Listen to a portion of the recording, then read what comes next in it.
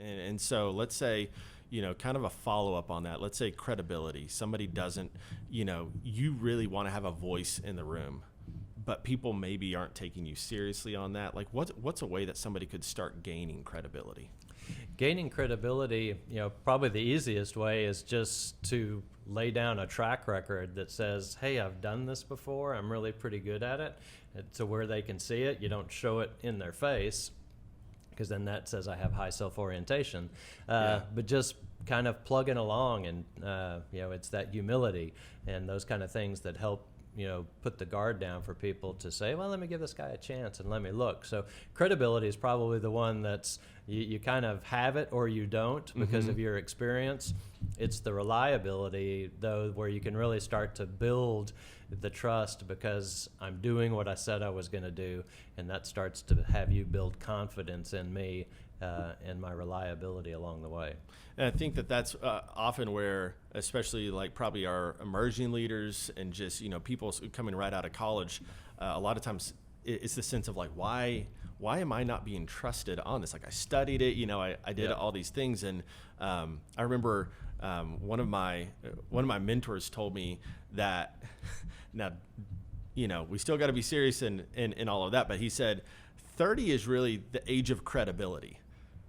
And when you're 30, you'll be welcome at the table. And it was the craziest thing. When I turned 30, all of a sudden, I was kind of welcome. I wasn't an expert, but I got welcomed. And my perspective, people actually started listening to in a way that they didn't listen to when I was 24. And I think sometimes, for that younger person, it's the sense of I want more, I want to do more.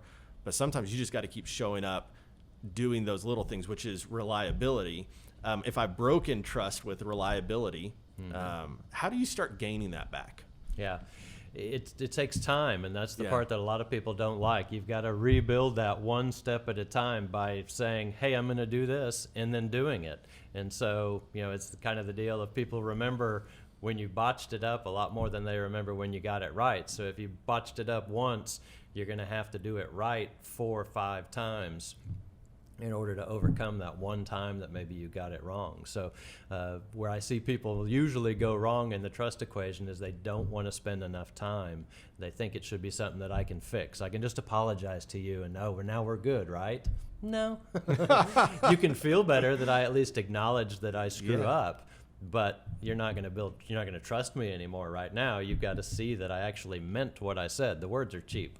And so it takes that time, and that's where people get impatient. We're moving at a pace. I need you to come along and move. And so we a lot of times just don't spend the time it takes, and we're not willing to make that investment. So that's really the key to this. And the professional intimacy takes even much longer. I've got to understand who you are and what makes you tick. And that doesn't happen via email. It happens in person, face-to-face, over lunches, meetings, chats. Gets on my whole soapbox about meetings. Right. There's a purpose to meeting. Sometimes the purpose to meeting is making a decision that we need for business. A big part of meetings is having time to just build relationship and build that professional intimacy. And so when I schedule a meeting with a team member, when we're done covering work, I don't kick them out of my office. I start asking about their family, I start asking about their history and trying to get that information so they know that I'm interested.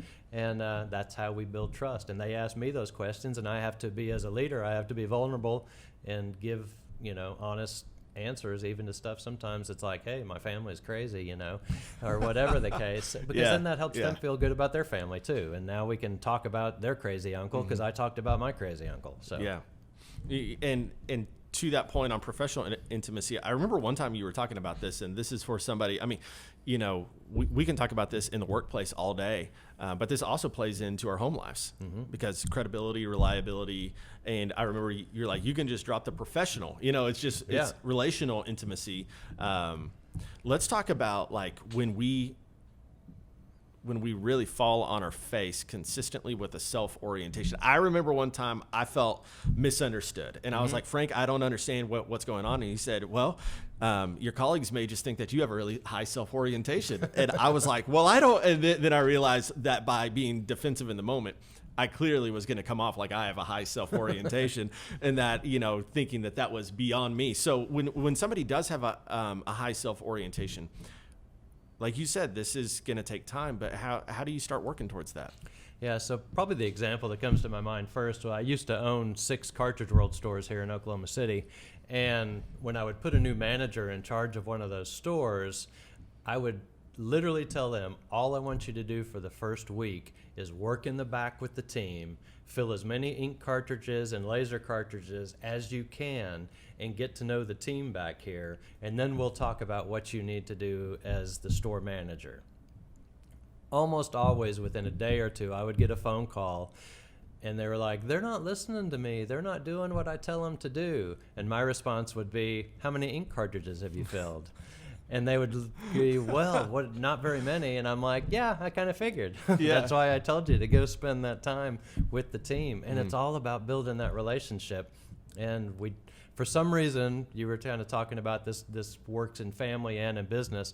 In some reason, we get that outside of work. If we're in a dating relationship, we understand we're going to spend time with this person. We get excited about it. If we're married, we spend time with our wife or our husband. And that's normal. Then we come to the workplace, and for some reason we think because we're in an office building that magically all these relationships work really well very quickly, and they don't. They take the same amount of time and effort to build, and so you really have to just step back. And you know, Zig Ziglar said you can have everything you want if you help enough other people get what they want. So start figuring out what they want. Low self-orientation on my part. What can I do to help you? What do you want in your career? What would make this job a better place for you? Those are all conversations that show I have very low self-orientation, gets you excited because it gives you a chance to share with me and impact what we're doing in the company. And it's nothing that's saying, hey, I want to do this. You know, it's all about what do you want? And so trying to have that very low self-orientation on my part, at the same time knowing what our purpose, vision, and mission are and having to stay on track with that. But people get that piece of it. I've never run into that being a problem because they knew what they signed up for when they came to work for me, whatever the business was. So one of the things, and I didn't cue you on this question, so here we go, okay? Here we are. But one of the great things that I have personally seen is that you have people on your team that have been part of your team for quite a while. I'm thinking of the Ryan Brides, the Michelle Martell, the Tiffany Johnson, and then you have like Andrea, right? And Right. who's been around for 13 years. Exactly, right? So from your perspective in impacting lives and building a healthy culture and having people who are part of something for a long time, what are some of the things that a leader would gain if they gave it a little bit more work as far as like developing culture, building trust in some of those things, and creating a team that's going to be around for a long time? What do you get with that? Wow. I think if my team was here, they'll tell you they'll walk through a wall for me. I mean, we're literally in a tough time right now with the pandemic. Our business is off about 70% compared to where it was. I sat down with the team back in May and said, if we don't get X amount of business, we close our doors in mid-July. Because of the investment that I had made and getting to know them and all that, they were like, well, we're all dying on this hill together. If it's dying, let's go fight this thing. Yeah. And we're succeeding now because of all that effort and time that was put in building the relationship, because now we want to go arm in arm, and they want to be there and fight just as much as I do. And it's just because we truly built that bond in the organization that says, yeah, we're needed over here. Let's go over there and fight that fight. And so it's just, that's what you end up getting. It's not really even why you do it. You're really interested in them and how to help them achieve that. But that's the side effect of when you do care and love and build that trust with people. You can go do amazing stuff even when the going gets tough. Yeah, and you do have an amazing team. I can say that from firsthand. And, it makes me think of something we say here often at SALT, which is if you want to go fast, go alone. If you want to go far, go together. And so from that perspective, as we kind of wrap up here in just a minute, what would be some books that somebody, if they say, hey, you know what, like right now I'm probably not able to bring Frank on as my executive coach, but like I'm looking and just wanting to learn, grow, build culture, create more trust with my team. What are some of the books that have been helpful for you? Yeah, so the top one that comes to my mind is almost anything written by Patrick Lencioni. His new one, The Motive, about why you're a leader, I think is fantastic, and hits the nail on the head of it's not a reward. It's because you want to get in and deal with people's lives and have an impact on people's lives, which is not why a lot of people get into leadership. Yeah. But his book called The Advantage is probably the one that summarizes a lot of his other books and strictly talks about a healthy workplace culture and how to create that. What are some systems you can put in place in order to do a culture that makes people want to come to work every day? And so that would be kind of the number one thing that I'm after. Tom Peters is another person I'm a big fan of. He has a relatively new book out called The Excellence Dividend, and talking about how excellence is in the next 5 minutes. Whatever you're doing in the next 5 minutes, do it excellent, and it'll have payoff. And then another book that's a favorite of mine that you probably got a copy of when you were working at Mosaic was Lynchpin by Seth Godin. Love the stuff that he talks about in there about the individual work effort and the way you can have an impact as an individual in an organization or wherever. So those are some of the first ones that come to my mind. On methodology, on how to run a business, The Great Game of Business is a fan favorite of mine. Sharing the financial information with your employees, but not just sharing the information with them, teaching them how they impact the financials of the business. This is your piece, and this is how you make the business successful. It's like assigning roles to people on the team, basketball, football, whatever, and letting them know exactly this is what makes the business successful. Here's how we score in business, and here's what your role is in that. And it really engages people in a way that nothing else I've ever seen engages people when they have that connection to the financial statements and they know how to score for the team. I love that. Okay, so here we go. Final few questions. I'm a leader. My culture isn't healthy. Where do I start? Talk to the people inside the organization to find out what they're missing. What is it you don't like here? And don't get defensive when you throw out the answer. Listen to it, soak it in, swallow hard sometimes, because it may be something that you think is really good you're doing that's not. But really listen to your team and say, what do you need in a workplace in order to get your job done? And then go fix those things. All right. I'm a leader. My team doesn't trust me. What do I do? Yeah, go to the trust equation. More than likely, your self-orientation is really high. At least the team perceives it to be that way, which is all that matters. Doesn't matter what you think your self-orientation is. If they think your self-orientation is high, you have high self-orientation.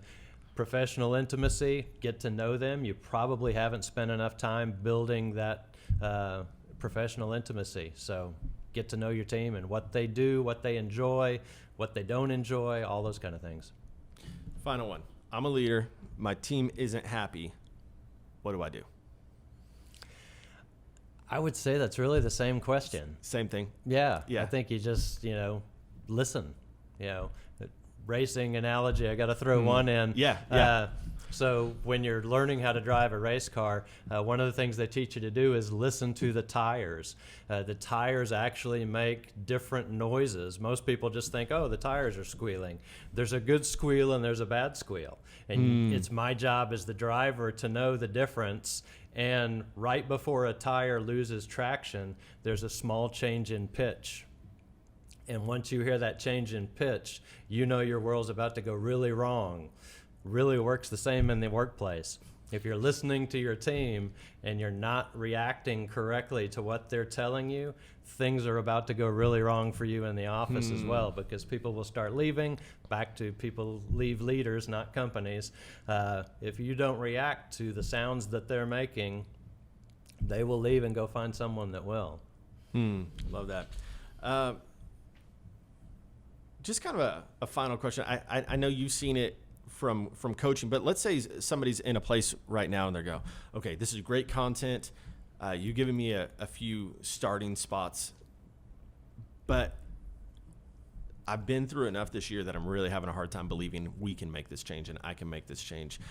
Could you just share a little bit about how you've seen this practically work and the impact that it leads to long term when a leader's willing to lean into that?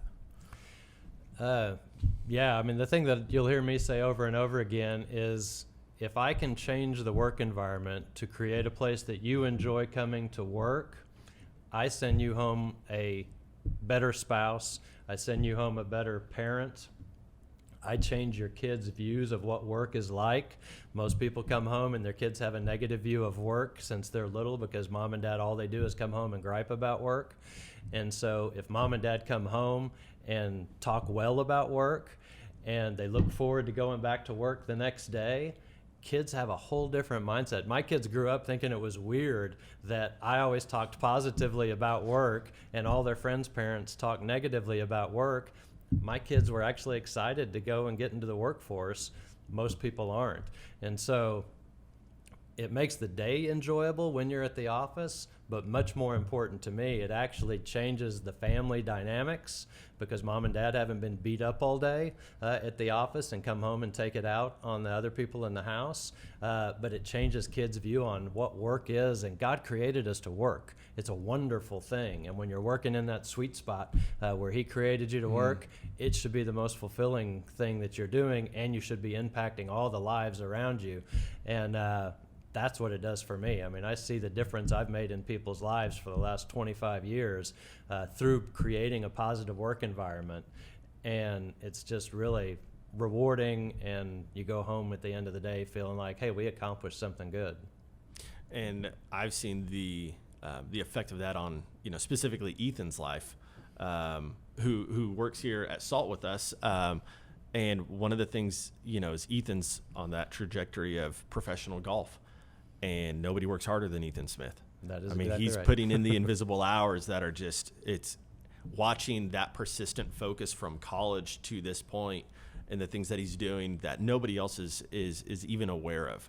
But having those conversations with him and the focus and the excitement towards it. And so I've seen that happen. I've seen it happen with other people, and the motivation and the excitement and the joy that they have in being part of what you do with Mosaic, but also being able to build that within their lives. So, Frank, thanks for coming on today. Yeah, Thanks for. Can I jump in with one more thing real quick? Yeah, absolutely. This new world that we're in due to the pandemic, where everything is very virtual now. Yeah. And we're trying to lead teams that some of them are working at home, some of them might be in the office with you or whatever. It takes even more time to build professional intimacy, reliability, and show a low self-orientation when you're working virtually.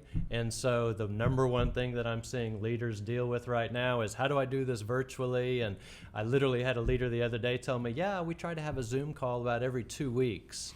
And I just wanted to just grab them and shake them, because I'm like, you can't build relationship once every 2 weeks. It needs to be way more frequently than that. And so if you are in a virtual world right now, trying to lead people through Zoom calls and telephone calls and that kind of thing, increase the frequency of conversation that you're having. Listen to them that much more. Also, because we're all going through some really weird stuff. And this is like nothing any of us have ever been through before. And we just want to be listened to a little bit more. And so when I was home during the quarantine time, my workday increased by probably 2 to 3 hours a day, just because I was trying to circle around and check in not only on my team, but on my clients and listening to them vent about what was, going wrong. And so people need to listen during times like this way more than they even did originally. And that's way more than most people do anyway. So. And I mean, practically, Frank was telling me about this, and you guys would talk not just once a day. Right, yeah. We had 3 Zoom calls a day that were scheduled during the entire quarantine time. So we had an 8:30 kick off the day, we had a 1 o'clock, and then we had a 5 o'clock.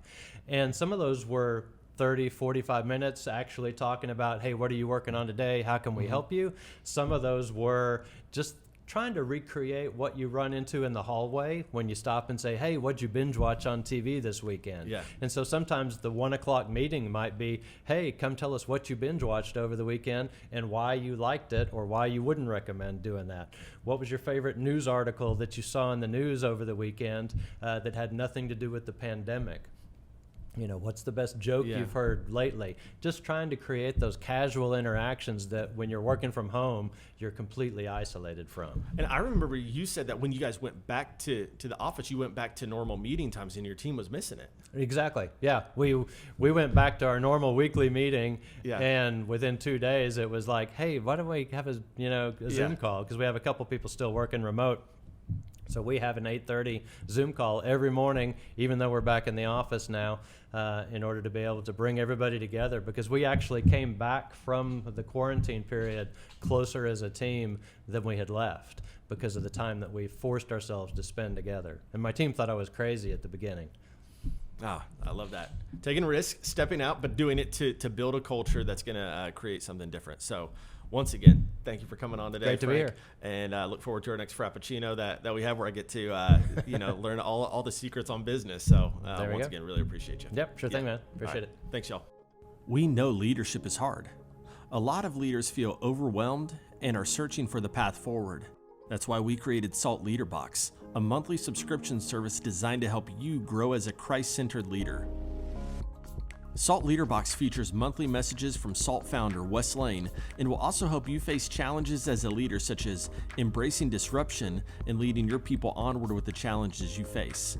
You'll be able to hear from people like Scott Klazowski, Ilena Jackson, Kelly Masters, Michael Carnuccio, and Rennie Cook. Go to saltleaderbox.com and subscribe today to grow your leadership, increase your faith, and impact lives. That's saltleaderbox.com.